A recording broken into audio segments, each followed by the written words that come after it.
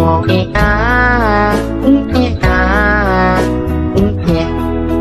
been a really, really messed up week. Some days told you, some days better. La la la, la la la. Sampai akhirnya Wak, pas suara itu tepat berada di depan halaman pondok, Mili dengar mereka bilang apa? Anokomia nimbaa. Ada manusia di sini, kata hantu tuh. Hai, wassalamualaikum warahmatullahi wabarakatuh. Terima kasih sudah klik video ini.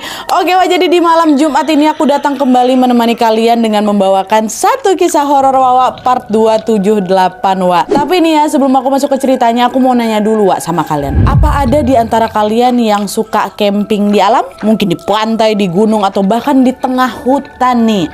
Berkegiatan di alam bebas memang bisa jadi healing sih Wak. Setiap kali kita ngeliat pemandangan hijau-hijau tuh rasanya ya Allah, mata nih jadi ikutan seger gitu ya kan. Tapi di alam yang indah ini juga sering sekali menyimpan banyak misteri Wak, karena kita tuh nggak pernah betul-betul tahu siapa saja yang menghuni di dalamnya ya kan. Bukan hanya flora dan fauna aja, nyatanya kita sering mendengar kisah bahwa hutan belantara itu juga jadi tempat tinggalnya para makhluk tak kasat mata. Begitu juga dengan hutan belantara di wilayah Sulawesi Tengah Wak.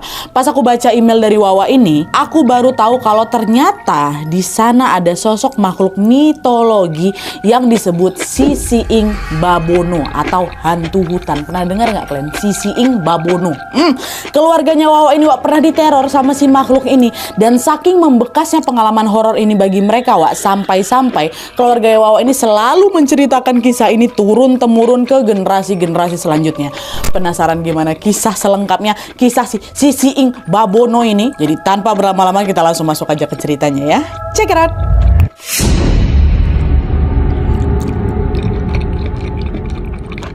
Oke, jadi kisah yang aku ceritakan malam ini dikirim sama Wak kita yang bernama Iga Murti dari Kepulauan Banggai, Sulawesi Tengah. Halo Iga Murti. Nah, pengalaman horor ini Wak berkaitan dengan makhluk mitologi yang dipercaya mendiami hutan belantara di Kepulauan Banggai. Nah, kata Iga Murti Wak, warga di tempatnya tinggal ini sering menyebutnya dengan sebutan itulah tadi Sisiing Babono atau hantu hutan ya. Nah, di kalangan masyarakat Kepulauan Banggai Wak, katanya Iga Murti, Sisiing Babono ini lebih ditakuti daripada hantu lainnya karena sosok ini tuh dipercaya bisa menyakiti manusia secara fisik, bahkan sampai ngilangin nyawa tuh loh. Di keluarganya Iga Murti sendiri ada 3 orang yang punya pengalaman horor sama Sisiing Babono ini Wak. Dia adalah buyutnya Wawa, ayahnya, dan juga bibinya atau tantenya. 3 pengalaman horor ini Wak diceritakan secara turun temurun. Nah, dia di keluarga aku katanya. Dan sekarang kisah mereka ini juga akan aku ceritakan ke kalian ya. Kita mulai dari kisah pertama, kisah buyutnya Wawa. Dan untuk memudahkan ceritanya Wak, tanpa mengurangi rasa hormat, di sini aku langsung menyebut namanya aja Wak ya. Nah, jadi ini masuk kisah pertama. Nah, jadi ceritanya Wak, kakek dan nenek buyutnya Iga Murti ini bernama Ya Ano dan Soa Lobo ya. Ya Ano ini kakeknya, Soa Lobo ini neneknya. Oke. Nah, mereka berdua ini punya 3 orang anak Wak. Waktu itu masih kecil-kecil. Pada masa itu keluarga mereka ini tinggal di pondokan. Pondokan itu di dalam hutan belantara. Nah, dulu wilayah Kepulauan Banggai ini Wak memang masih sepi kali dan belum ada perkampungan gitu loh. Dan juga sama seperti keluarganya Ya Ano ini Wak, mayoritas penduduknya juga tinggal di pondok-pondok juga di tengah hutan. Nah, jarak antara pondok-pondok ini lumayan jauh. Mereka jadi macam nggak punya tetangga dekat gitu loh Wak, karena kanan, kiri, depan, belakang tuh ya dikelilingi hutan gitu loh. Bisa kalian bayangin kan sesepi apa suasana di sana waktu itu ya kan. Nah, biar suasana di pondok itu nggak sepi-sepi kali, Ya Ano dan juga keluarganya ini memelihara seekor anjing. Anjing ini udah lama kali Wak ikut sama mereka. Dan kalau misalnya anjingnya ini pergi ke tengah hutan atau main-main kayak gitu, Ya Ano ini nggak pernah khawatir karena nanti juga paling menjelang sore anjingnya itu pasti balik sendiri gitu loh ke pondoknya mereka. Jadi anjingnya tuh udah macam hafal jalan pulang gitu loh Wak, karena udah lama sama mereka ya kan. Dah lah tuh. Hari-hari pun berlalu sampai suatu pagi pas Ya Ano ini lagi keliling pondok buat nyari anjingnya. Biasanya kan anjingnya kalau misalnya malam atau sore gitu udah balik kan. Paginya pasti udah ada. Waktu dia lagi mau nyari anjingnya itu, dia baru sadar kok ada yang beda nih. Kemana anjing aku? Kok anjing aku nggak ada? Apa semalaman tadi dia nggak balik ke pondok nih? Terus dia kemana? Apa masih main dalam hutan? kelihatan anjing aku nih ya, kata Ya Ono. Nah awalnya Ya Ono tuh nggak terlalu khawatir Wak dengan anjingnya yang nggak balik-balik ini atau yang hilang ini. Dia masih positif thinking kalau nanti pasti anjingnya balik lagi ke rumah ya kan, pasti balik sendiri. Tapi setelah ditunggu-tunggu sampai 2 hari kemudian Wak, ternyata anjingnya ini nggak balik-balik, belum kelihatan juga. Di situ Ya Ono udah mulai panik, apa jangan-jangan anjing aku ini hilang gara-gara dimakan si Ing Babono ya. Udah mulai negatif thinking tuh, karena si Ing Babono tuh udah terkenal gitu loh Wak di kalangan mereka nih. Dah masuk di hari ketiga setelah anjingnya ini hilang Wak, Ya Ono tuh udah nggak bisa lagi nahan emosinya. Semua perasaan cemas, sedih dan kesal jadi bercampur jadi satu. Anjingnya nggak balik-balik. Saking emosinya waktu itu Ya Ono ini langsung ngasah parang Wak, ngasah parang sampai tajam, dan dia berdirilah di depan pondok yang buat nantang si Ing Babono ini. Sambil dikibas-kibaskan parang ini, bilang, oh memang dasar kau setan kau ya, berani-beraninya kau makan anjing aku nggak takut sama kalian, keluar kalian sekarang, kayak gitu. Saking dia ngamuknya gitu, ku habisi kalian satu-satu ya, kata si Ya Ono ini. Nah melihat Ya Ono yang marah-marah soal Lobo atau istrinya ini jadi khawatir. Dia negur lah suaminya kan, kamu jangan nantangin sembarangan, yang kamu tantang itu makhluk halus loh, kalau mereka sampai betulan datang ke sini gimana, kamu emang bisa ngusir mereka, kata soal Lobo. Di situ Ya Ono ini nggak peduli sama teguran istrinya Wak, karena memang dia ini udah terlanjur kebawa emosi kan. Dia teruslah itu ngamuk-ngamuk sambil ngimbas-ngimbasin parang, keluar kok setan, keluar, kembalikan anjing aku, kata kayak gitu. Mau mereka makhluk halus sedikit pun aku nggak takut sama sekali, ayo sini keluar, datang ke sini lawan aku kalian, jangan berani-berani sama anjing aja kalian, kata kayak gitu. Nah sepanjang hari setelah Ya Ono ini marah-marah Wak, semuanya memang masih berjalan baik-baik aja, berjalan ya seperti biasa aja, hingga akhirnya nih di hari yang sama nih, waktu malamnya tiba, barulah sesuatu yang mengerikan pun terjadi.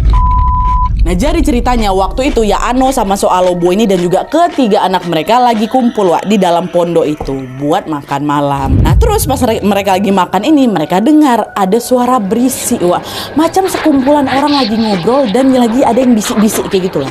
Dan suaranya ini berasal dari luar pondok dan seolah mengelilingi pondok mereka.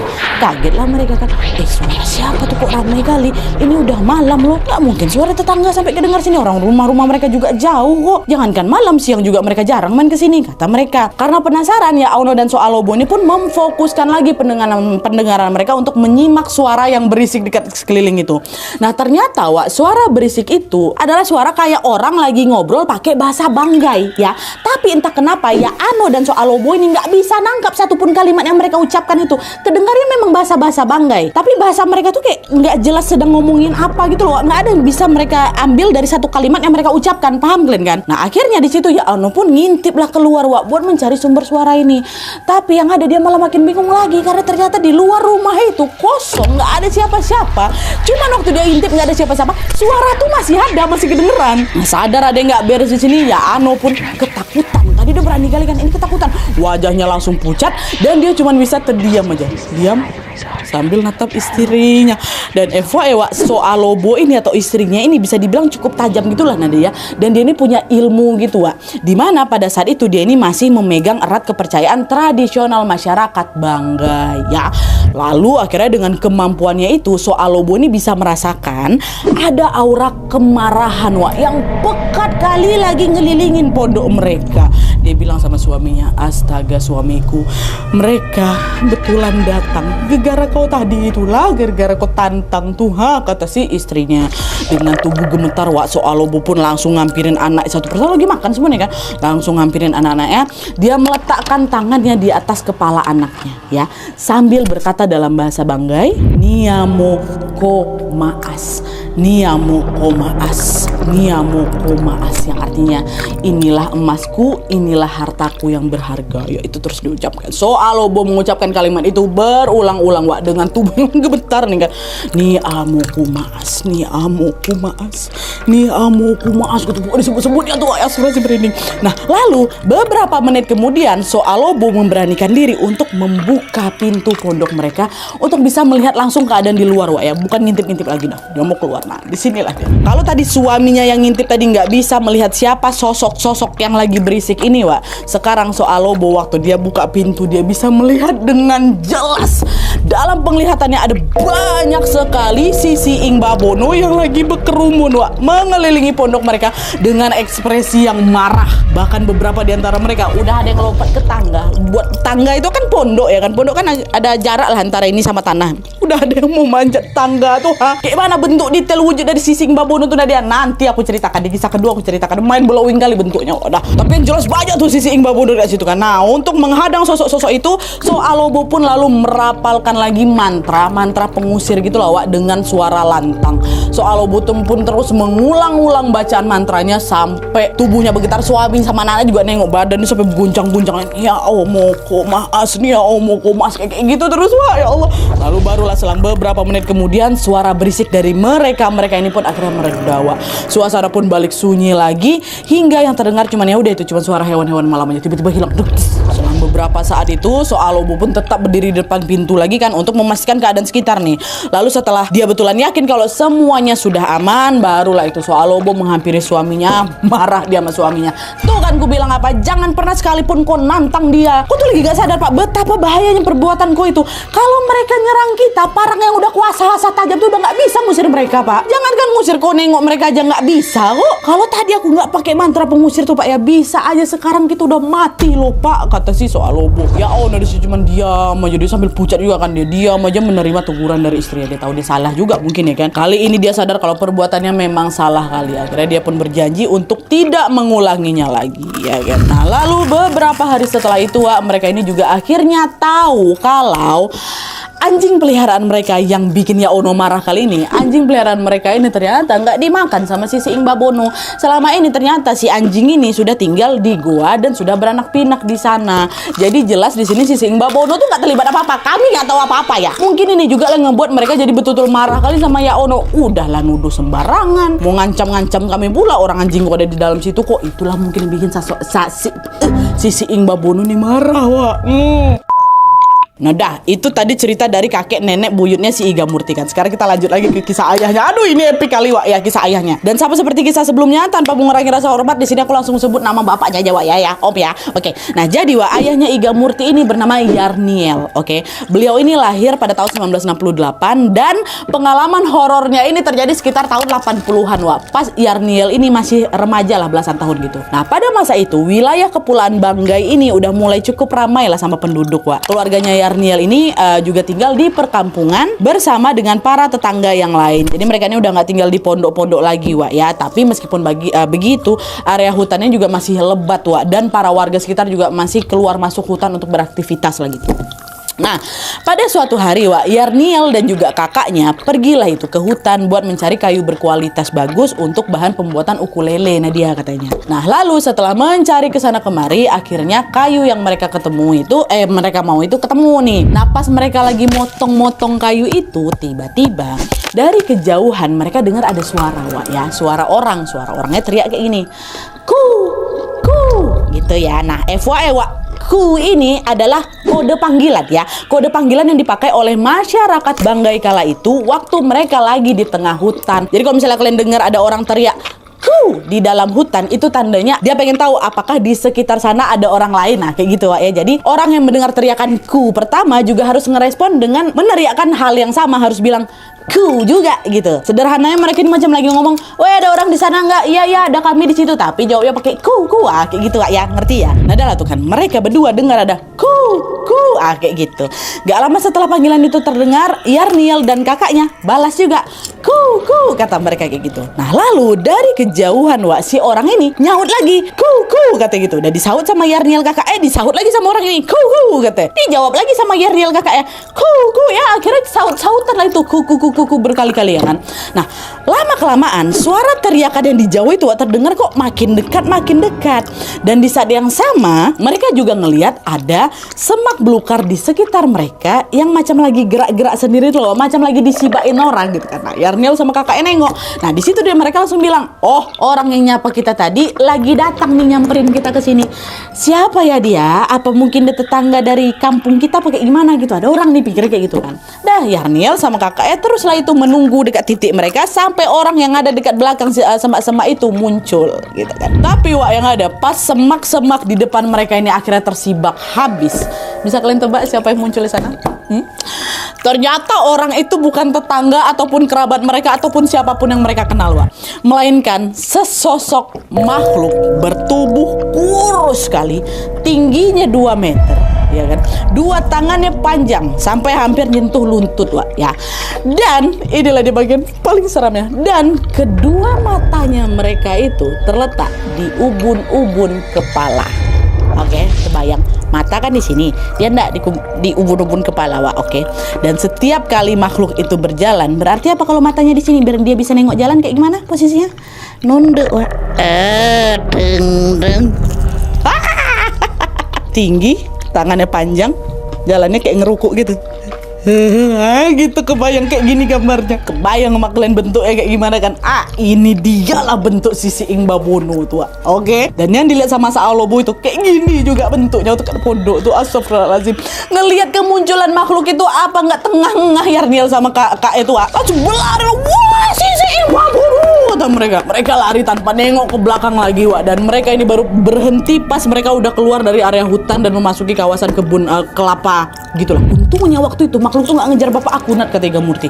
Dan sejak kejadian itu udah bapak aku, kakaknya udah nggak ada berani lagi buat nyari kayu dekat hutan sana. Kebayang nggak, Wak, kalian kalau pernah ada makhluk yang bentuknya kayak gitu? Makhluk tubuhnya kurus, tingginya 2 meter, tangannya panjang bernyentuh lutut, tapi jalannya kayak gitu, matanya di ubun-ubun, jalan sambil ruku. Astagfirullahaladzim. Ya Allah, KHW dengan segala bentuk hantunya, Wak, ya. Oke, itu tadi cerita dari bapaknya Iga Murti. Kalian udah kebayang ya gimana sosok Sisi Ing Babono ini ya. Nah, sekarang kita lanjut lagi ke kisah terakhir, yaitu kisah dari bibinya Iga Murti, namanya Bi Mili. Nah, jadi, Wak, ceritanya pengalaman horor yang dialami sama Mili ini terjadi juga di sekitar tahun 80-an, Wak. Sama juga waktu dia masih remaja gitulah, belasan tahun. Nah, waktu itu Mili ini punya 2 sahabat, Wak, namanya Ripka dan Dorcas. Oke. Nah, kebetulan orang tua mereka ini juga sama-sama punya kebun, Wak, di tengah hutan. Dan karena lokasi kebunnya itu cukup dekat, alhasil Mili, Ripka sama Dorcas ini jadi sering lah sama-sama mereka masuk ke hutan buat datang ke kebun milik orang tua mereka masing-masing. Ada banyak, Wak, kegiatan yang bisa mereka lakukan di dalam hutan itu, mulai dari menanam buah-buahan gitu kan, menanam ubi-ubian, membersihkan rumput liar yang ada di kebun mereka, atau ya udah cuma sekedar main-main aja lah kayak gitu mereka bertiga nih. Lalu kalau misalnya mereka capek beraktivitas, Wak, mereka juga bisa istirahat di dalam pondokan yang memang sengaja dibangun dekat situ, dekat kebun mereka masing-masing. Nah, pada suatu hari nih, Mili, Ripka sama Dorcas pergilah ke kebun buat bersihin rumput liar waktu itu. Terus di perjalanan pulang, Wak, pas mereka mau balik nih dari kebun ke rumah masing-masing, Mili bilang, besok siang kita ke kebun lagi kan? Ayolah kita masak-masak aja di pondok bapakku, kata kayak gitu. Nah, Ripka sama si Dorcas jawab, ayo mau masak apa kita gitu? Udahlah gampang, nanti kita ambil aja bahan-bahan seadanya, bahan masakan yang ada di kebun kita. Nah, buat peralatan masaknya udah biar aku aja yang siapin. Kalian pokoknya tinggal datang aja lah ya. Tapi jangan telat ya, kata Mili kayak gitu. Oke, siap, sampai ketemu besok, kata mereka. Dah lah nih. Keesokan harinya, Mili berinisiatif buat datang ke pondok lebih awal, Wak, daripada teman-temannya. Jadi dia pergi sendiri, nggak bareng-bareng nih. Sesampainya di pondok, Mili pun langsung menyiapkan semua peralatan masak yang sudah dibutuhkan. Dia juga sempat metiin daun singkong, ambil ubi-ubian. Itulah bahan-bahan untuk mereka masak nanti ya kan. Dan setelah semua bahan-bahannya itu siap, Wak, entah ngapa dua kawannya ini, Ripka sama si Dorcas, belum juga datang-datang. Akhirnya Mili memutuskan untuk ya udahlah aku masak duluan aja lah. Mungkin mereka ada urusan makanya telat. Nanti kalau misalnya Ripka sama Dorcas sudah datang, makannya udah siap, kita bisa makan sama-sama kayak gitu. Dan by the way, ini siapa si Mili masaknya di dalam pondok, ya. Pondok, ada pondok istirahat tadi itu kan. Nah, selang beberapa waktu kemudian Mili udah selesai tuh ngerebus ubi, masak sayur daun singkong tadi, sambal dan segala macam. Tapi bahkan setelah masakannya itu siap, Wak, Ripka sama Dorcas ini belum juga nampak batang hidungnya. Di sini Mili itu sebenarnya udah mulai resah ini. Anak kawan aku kok nggak sampai-sampai. Tapi karena pada masa itu belum ada HP, ya mereka jadi nggak bisa saling tanya lah ya kan. Ini udah OTW apa belum orang ini, udah sampai mana orang ini kok nggak ada kabarnya gitu. Akhirnya mau nggak mau Mili pun tetap stay lah itu, Wak, di pondok buat nunggu kawan-kawannya ya kan. Ditunggu sampai menjelang sore. Ripka sama Dorcas belum juga datang ke pondok itu. Saking lamanya nunggu, Wak, Mili pun udah mulai kelaparan lah dia di situ. Mana lah ini kawan-kawan aku belum datang, udah lapar kali aku. Nah, akhirnya dengan perasaan yang sedikit kecewa, dia makanlah semua masakan itu sendiri. Udahlah makan aja lah aku, orang ini kok sampai hati kok. Udah janjian ngapain aku udah masak kayak gini, mereka nggak datang, udah makanlah siapa itu si Mili dekat situ kan. Nah lalu setelah selesai makan Wak, dan langit juga udah mulai agak gelap nih, Mili ceritanya udah siap-siap mau pulang. Nah waktu Mili ini baru aja mau keluar pondok Wak, tiba-tiba dia dengar ada suara orang yang lagi bercakap-cakap pakai bahasa Bangga gitu kan. Awalnya suara itu memang terdengar dari kejauhan dia. Terus lama kelamaan suara itu makin dekat dan mengarah ke pondoknya si Mili. Mili masih di dalamnya. Nah awalnya Mili pikir itu suara Ripka sama Dorcas kawan-kawannya kan. Tapi pas suaranya nih makin dekat Wah, barulah Mili ini sadar kalau itu tuh bukan suara Ripka sama Dorcas. Siapa mereka nih ya? Apa mungkin warga kampung yang lagi kebetulan lewat aja nih? Tapi bentar dulu, kok bahasa mereka terdengar aneh ya, kata Mili kayak gitu. Nah dari yang Mili dengar Wak, bahasa Bangga yang mereka ucapkan itu macam gak sempurna gitu loh Wak. Macam suara orang yang ini, mohon maaf ya, macam suara orang, maaf, bibir sumbing. Tuh lihat kan? Jadi suara yang dihasilkan pun ya jadi nggak kedengar jelas Wak. Awalnya karena penasaran, Mili sempat mau ngintip ke sumber suara tuh. Aku intip aja kali ya. Nah tapi belum sempat itu terjadi Wak, Mili tiba-tiba ingat salah satu pesan dari ibunya. Ibunya pernah bilang, kalau kau lagi di dalam hutan, terus kau ada dengar orang ngomong pakai bahasa Banggai tapi terdengar aneh, cepat-cepat kau menghindar dari sana karena besar kemungkinan itu bukan manusia. Itu kemungkinan Sisi Ingba Bono. Terus teringat dia pesan mama ya kan. Di situ mulai ketakutan Mili Wak. Dia langsung ngunci pintu pondoknya dan langsung bersembunyi. Bayangkan, dia bersembunyi di bawah gulungan tikar pandan. Oke. Sembunyi dia di situ. Samar-samar Mili masih bisa mendengar suara itu terus berjalan ngedekat Wak. Masih terus berjalan ngedekat ke arah pondoknya. Dia mau ke sini dia mungkin kata kayak gitu kan. Sampai akhirnya Wak, pas suara itu tepat berada di depan halaman pondok, Mili dengar mereka bilang apa? Anokomian nimbaa. Katanya ada manusia di sini kata hantu tuh. Dan sedetik kemudian Mili ini juga dengar ada sesuatu yang berdentum 3 kali di lantai pondoknya Wak. Dan FYI pondok itu tuh dibuat dari bambu Wak ya. Jadi kalau misalnya ada orang yang melompat ke sana, suaranya pasti terdengar nyaring. Jadi suara yang didengar sama Mili itu 3 kali Wak, kedengar sampai 3 kali. Meski dia nggak ngeliat langsung apa yang sebenarnya terjadi di luar sana Wak, tapi Mili yakin kalau sosok Sisi Ingba Bono udah datang nih. Mereka pasti udah masuk ke halaman pondok aku nih. Dan karena suara dentuman terdengar 3 kali, ini berarti ada 3 sosok Sisi Ingba Bono di sini. Mili tuh ngerasa sosok-sosok tuh macam lagi patroli itu loh di pondok ya. Mili takut lah dan dia khawatir kalau persembunyian itu bakal ketahuan sama si mereka ini. Mili terus tuh Wak, sembunyi di dalam gulungan tikar pandan itu tanpa sedikit pun berani ngintip keluar. Dia diam aja di dalam tikar pandan itu. Lalu sesaat kemudian dia dengar pintu pondok ya dihantam dari luar, gerak gitu, saking kencangnya hantaman itu sampai tiang pondok tuh patah. Dan suara hantaman itu diikuti dengan suara langkah 3 pasang kaki yang berdentum dekat lantai pondok tuh.